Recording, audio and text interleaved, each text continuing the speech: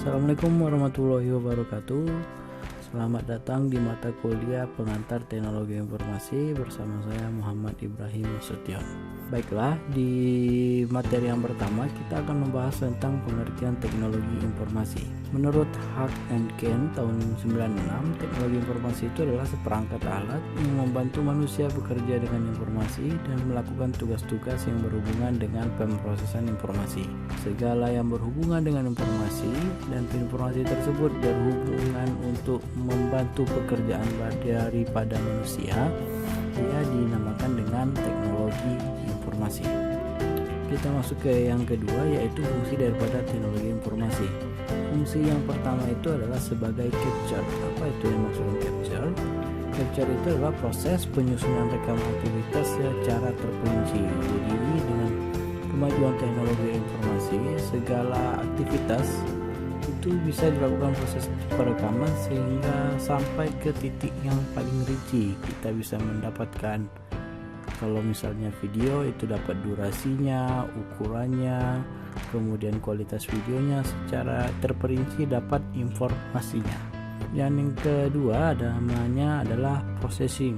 Processing itu proses mengubah, menganalisis, menghitung dan mengumpulkan semua bentuk data atau informasi. Jadi setelah informasi itu didapatkan, dia bisa diubah dan juga dianalisis, dan juga bisa dilakukan proses perhitungan sehingga dari informasi-informasi itu yang dikumpulkan itu berbentuknya namanya data. Jadi maksud dengan data itu adalah gabungan daripada informasi-informasi yang memiliki. Jadi yang dimaksud dengan data itu adalah kumpulan dari berbagai informasi. Selanjutnya ada namanya generation. Jadi generation itu adalah proses yang mengorganisir informasi ke dalam bentuk yang bermanfaat, apakah sebagai angka, teks, bunyi, atau gambar visual. Dengan proses generation ini, informasi-informasi yang kita dapatkan akan diolah sehingga dia menjadi bermanfaat. Yang bermanfaat itu maksudnya ada nilainya. Dari sebuah informasi mungkin yang dulu tidak ada nilainya, dengan proses generation ini kita mengorganisasi kemudian mengubahnya ke dalam bentuk yang bermanfaat. Misalnya ada sebuah angka 1, 2, 3. Kalau hanya bentuknya 1, 2, 3 saja mungkin belum ada didapatkan informasi yang bermanfaat. Tapi apabila kita sudah menjelaskan 1 ditambah 2 ditambah 3 sama dengan 6, nah disitu baru didapatkan sebuah informasi yang bermanfaat. Bahwasanya ada proses perhitungan 1 ditambah 2 ditambah 3 sama dengan 6. Selanjutnya, fungsi daripada teknologi informasi itu ada juga di bagian storage. Storage itu adalah proses penyimpanan data atau informasi untuk penggunaan masa depan. Jadi maksudnya di sini itu semua data tadi sudah kita ketahui ya, kumpulan daripada informasi-informasi yang memiliki manfaat. Mungkin pada saat ini data itu belum bermanfaat, tapi dengan dikumpulkan terus-menerus data tersebut 1 atau 2 tahun atau 3 tahun, ternyata kita sudah menyimpan data yang sangat banyak, dan data yang sangat banyak ini diolah sehingga mendapatkan data atau informasi yang lebih baru lagi daripada yang sebelumnya. Tempat penyimpanannya itu dinamakan dengan storage. Selanjutnya namanya adalah retrieval. Retrieval ini adalah proses penempatan komputer dan penyimpanan salinan data atau informasi untuk mengolah lebih lanjut atau ditransmisikan ke pengguna lain. Jadi ini misalnya kalian punya datanya kalian simpan di dalam hard disk atau dalam memori atau flash disk, kemudian isi datanya ini ingin kalian bagikan. Nah, proses penyimpanan kalian dan proses ingin membagikannya itu dinamakan dengan retrieval. Selanjutnya ada namanya transmission. Transmission itu adalah proses komputer mendistribusikan informasi melalui jaringan komunikasi misalnya melalui email, voice message atau voicemail ya. Jadi kalau kita runut lagi dari belakang, jadi ada di dalam storage atau tempat penyimpanannya. Kemudian dari tempat penyimpanan ini mau kita olah agar nanti bisa ditransmisikan, namanya retrieval. Kemudian proses mengirimnya itu dinamakan dengan transmission. Selanjutnya adalah sistem teknologi informasi, yang kalau kita lihat secara sejarahnya, sistem teknologi informasi itu yang pertama itu namanya adalah di era komputerisasi. Era komputerisasi itu adalah penggunaan komputer menjadi suatu keharusan untuk mencapai efektivitas dan efisiensi. Jadi maksudnya adalah awal mula diciptakannya sebuah komputer itu untuk memudahkan pekerjaan manusia. Kalau kita lihat lagi sejarahnya, pada awal sekali itu komputer itu apa? Komputer itu adalah alat menghitung. Jadi keterbatasan manusia adalah melakukan proses penghitungan secara cepat. Oleh sebab itu dibutuhkanlah sebuah mesin atau alat untuk melakukan proses perhitungan itu secara cepat.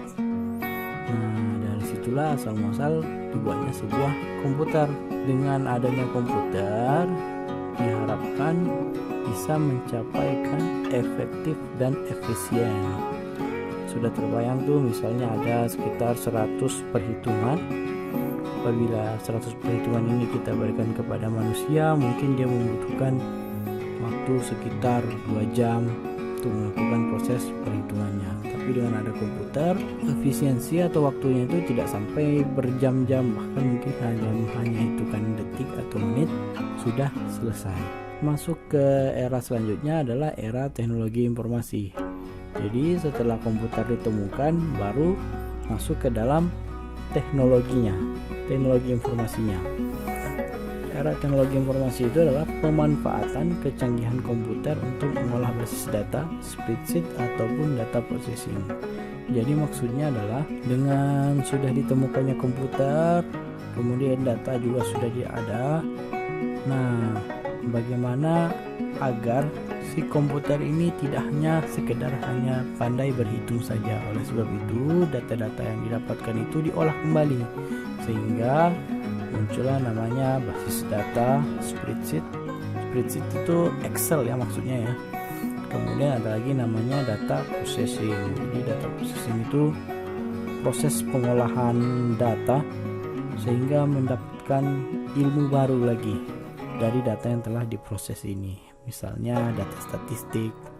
Statistik itu kan kita harus membutuhkan survei dulu lapangan, kemudian ditemukan nanti data-datanya, diolah-olah, baru nanti ditemukan oh ternyata pertumbuhan ekonomi Indonesia sekarang di bawah 5%. Nah, itu namanya proses data processing ya. Jadi datanya itu dikumpulkan dulu, kemudian diolah sehingga mendapatkan informasi baru lagi. Kemudian selanjutnya adalah era sistem informasi. Jadi yang pertama sekali itu ditemukan teknologi informasinya, kemudian baru ditemukan sistem informasinya. Sistem informasi ini adalah pencarian produk atau jasa yang dibutuhkannya lebih murah, lebih baik, dan lebih cepat. Jadi dengan ditemukannya era sistem informasi ini, data yang banyak, data yang misalnya kalau kalian pergi ke perpustakaan, buku yang banyak seruangan itu setelah ditumpuk-tumpuk, maksudnya disusun bukunya tersebut, kemudian dari buku itu apa yang bisa dilakukan agar proses peminjamannya lebih cepat. Oleh sebab itu dibuatlah sebuah sistem informasi. Jadi kalau misalnya ingin meminjam buku di perpustakaan, tidak perlu lagi lihat denah buku yang berhubungan dengan komputer ada di lantai 2 ruangan 1. Dengan adanya sistem informasi, tidak selama itu lagi si manusianya cukup di rumah saja, dia sudah bisa langsung membuka sistem informasi perpustakaannya, kemudian dia cari bukunya apakah ada. Setelah ditemukan bahwasanya ada, dia tinggal melakukan proses peminjaman atau mendaftar dulu sampai nanti perpustakaannya tinggal menjemput bukunya saja lagi, semuanya sudah by system, sehingga mempercepat proses peminjaman buku. Itu yang sistem informasi. Selanjutnya adalah yang sekarang yang kita rasakan, namanya adalah era globalisasi informasi. Jadi bedanya sistem informasi dengan globalisasi informasi itu, kalau sistem itu biasanya dia hanya tidak full ya, tidak hanya sebagian saja gitu ya. Dengan era yang sekarang globalisasi berarti dia sudah mendunia. Sebab kalau yang by system ini biasanya dia belum di online kan, masih offline, jadi prosesnya itu hanya di sekitar situ saja. Namun dengan ada era globalisasi ditambah lagi dengan penggunaan internet yang sudah semakin cepat, ini memudahkan kita. Soalnya saja kalian mau ada informasi tentang baju baru, bajunya ini adanya di Jakarta. Nah, dengan kecepatan internet itu, kalau dulu kita ingin memesan baju harus pergi ke pasar dulu, kemudian dicari tokonya, ketemu baju. Nah, sekarang tidak perlu lagi harus ke toko, cukup di rumah saja, buka handphonenya, buka marketplace-nya, mau apa sembarang marketplace-nya, kemudian di searching di situ apa yang kita inginkan. Itulah yang dinamakan dengan era globalisasi informasi. Jadi dengan adanya internet memudahkan dan mempercepat pertumbuhan dari segala bidang. Selanjutnya, penggunaan teknologi informasi dalam kehidupan bermasyarakat. Jadi teknologi informasi itu sangat berguna sekali, bahkan sangat dibutuhkan sekali teknologi informasi itu. Sekarang akan saya jelaskan tentang kehidupan masyarakat. Yang pertama, coba kita lihat dalam keadaan di rumah, apa pemanfaatan teknologi informasi itu. Kalian bisa bermain game, bisa menyelesaikan pekerjaan kantor di rumah, kemudian bisa melakukan proyek-proyek kecil dengan keluarga, atau membuat PR, tugas, chat, email, Facebook, Instagram, dan lain-lain ya. Itu yang bisa digunakan di dalam rumah.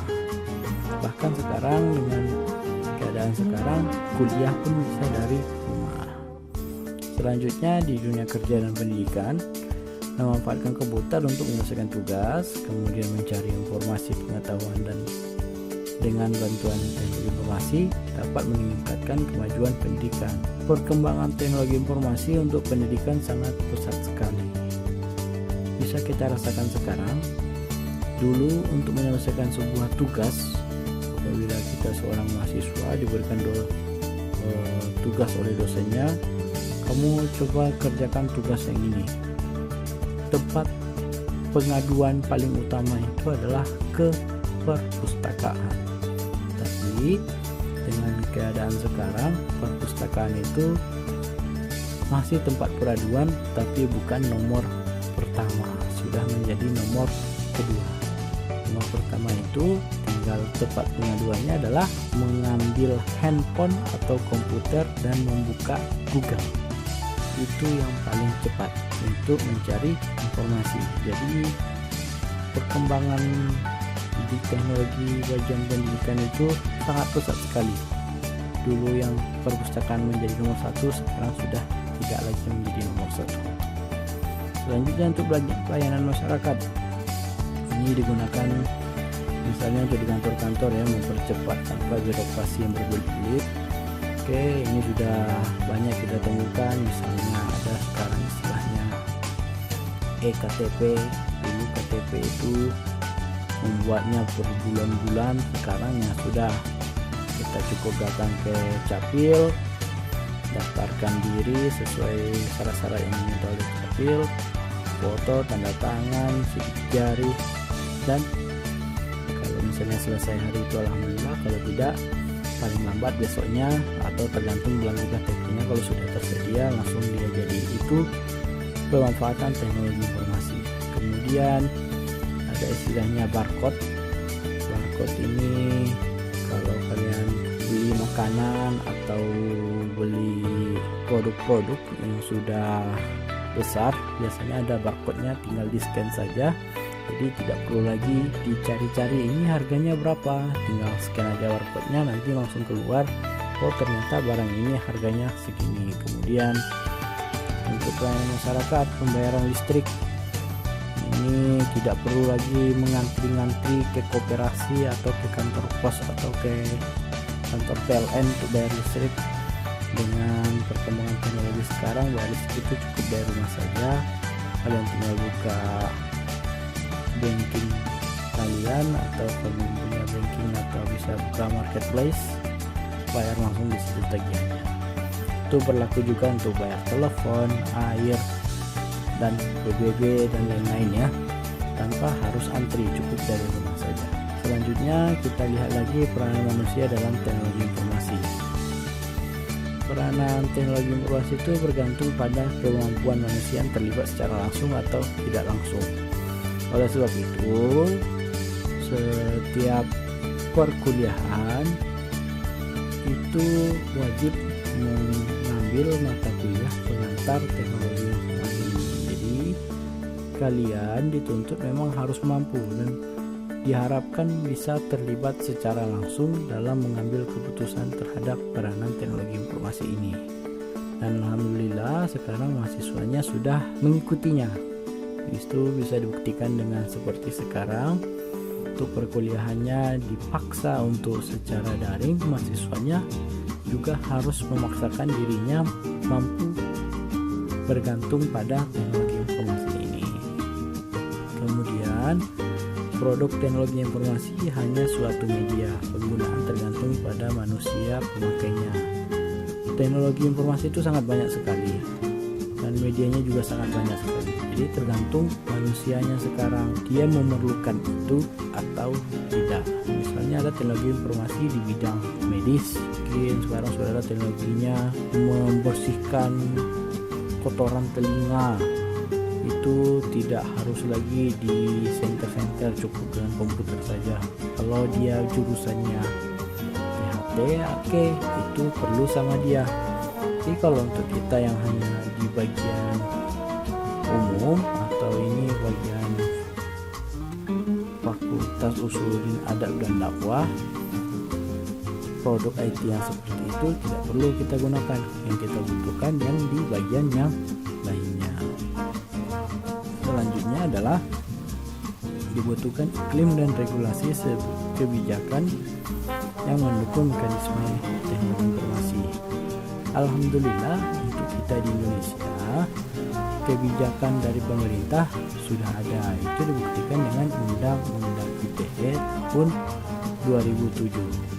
Sebelum itu bagaimana? Sebelum itu penggunaan teknologi itu masih mengambang, belum ada undang-undangnya yang mensahkannya, jadi masih sangat carut marut sekali. Alhamdulillah pada tahun 2007 itu ketok palu dan semuanya yang berhubungan dengan IT sudah punya undang-undangnya, sehingga itu bisa kita rasakan sekarang. Kita punya aturan dalam menggunakan internet dan juga bagian teknologi informasi. Selanjutnya adalah pengguna perlu memiliki kualitas, kemampuan, dan kompetensi yang tinggi. Ya, itu dia menyambung peranan manusia dalam TI yang diharapkan ini kepada mahasiswa harus sudah punya kualitas, kemampuan, dan kompetensi yang tinggi. Jadi kita perlu kuliah pengantar teknologi informasi. Dibutuhkan kebijakan dan strategi yang berkaitan dengan pengembangan sumber daya manusia bidang TI untuk mengantisipasi perkembangan TI yang besar. Perkembangan teknologi informasi itu sangat pesat sekali. Hampir setiap hari para manusia yang khususnya di bagian teknologi informasi itu belajar, sehingga banyak ditemukan penemuan-penemuan yang baru di bagian teknologi informasi ini. Oleh sebab itu perkembangannya sangat pesat sekali. Kemudian untuk kelancaran implementasi teknologi informasi ini, selain bergantung pada strata pendidikan dan training yang bersifat teknis, juga bergantung pada pengetahuan mengenai privasi, etika, dan sebagainya. Untuk teknologi informasi ini memang ada jurusan khusus, misalnya teknik informatika kah namanya, sistem informasi, sistem komputer, manajemen informatika, teknik komputer, dan lain-lain. Oleh sebab itu, yang khusus untuk mengembangkan teknologi informasi diserahkan saja kepada mereka. Kemudian setelah nanti teknologi informasi ini berkembang, dibutuhkan juga si SDM-nya untuk menggunakan teknologi informasi tersebut. Nah, itu juga berpengaruh terhadap si manusianya, apakah dia diajarkan teknologi informasi ini untuk yang baik-baik atau tidak. Oleh sebab itu di sini maka dia jelaskan juga pengetahuan mengenai tentang privasi dan etika. Jadi privasi kita dengan teknologi informasi ini makin lama itu semakin kebuka gitu ya. Dulu mungkin bisa kita menyimpannya, tapi gara-gara sudah ada namanya istilahnya screenshot kah namanya, atau sudah ada foto kah namanya, itu sudah tidak bisa berbohong lagi, kita tidak bisa mengelak-elak lagi sebab sudah ada bukti foto atau screenshot yang berbicara. Oleh sebab itu usahakan privasi itu seketat mungkin, dan juga ya etika ya, etika dalam berbicara, berkomentar di sosial media dan sebagainya itu harus dijaga, jangan sampai menyakiti atau menghina orang lain, sebab dengan adanya undang-undang ITE sekarang itu bisa nanti dirumuskan ke dalam tindak pidana. Oke, saya rasa materi tentang teknologi informasi pada pertemuan kali ini cukup sampai di sini. Terima kasih atas perhatiannya. Assalamualaikum warahmatullahi wabarakatuh.